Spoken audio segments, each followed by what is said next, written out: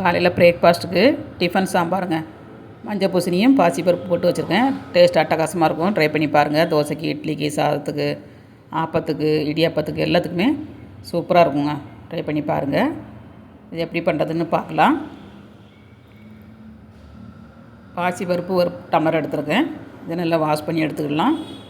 2-3 மட்டம் நல்லா கழுவி எடுத்துக்கோங்க. நல்லா கழுவி எடுத்தாச்சு. இதில் மஞ்சள் பூசணிங்க, அப்புறமா 2 தக்காளி, பாதி வெங்காயம், சின்ன வெங்காயம் ஒரு கைப்பிடி அளவு,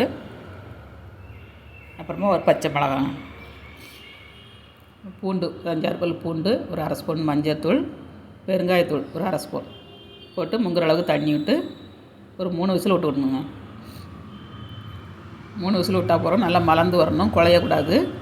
இந்த சாம்பாருக்கு டேஸ்ட் ரொம்ப நல்லாயிருக்கும். குழைய வந்துச்சுன்னா நல்லா இருக்காதுங்க. இப்போ குக்கரை அடுப்பில் வச்சு ஒரு 3 விசில் விட்டு எடுத்துக்கலாம். இப்போ 3 விசில் விட்டுருச்சு. நல்லா மலர்ந்து வந்திருக்கு பாருங்கள். இந்த மாதிரி வரணும். இந்த மாதிரி வந்ததுக்கப்புறம் நல்லா மசிச்சு விட்டுக்கோங்க.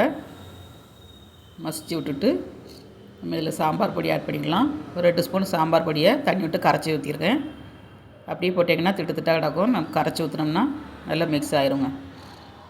இந்த மாதிரி மிக்ஸ் பண்ணிக்கோங்க. கொஞ்சமாக தண்ணி ஆட் பண்ணிடலாம். ரொம்ப திக்காக இருந்ததுன்னா கொஞ்சம் தண்ணி ஆட் பண்ணிக்கோங்க.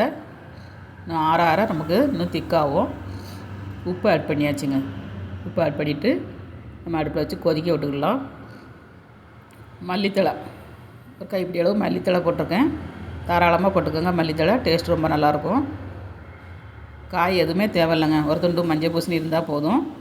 சூப்பர் டேஸ்ட்டில் சாம்பார், டிஃபன் சாம்பார் ரெடிங்க. இதுக்கு ஒரு தாளசம் பண்ணிடலாம். ஒரு கடாயில் மாற்றிக்கிடலாங்க. கடாயை அடுப்பில் வச்சு தாளிக்கிறதுக்கு இந்த மாதிரி கடாயில் மாற்றிக்கோங்க.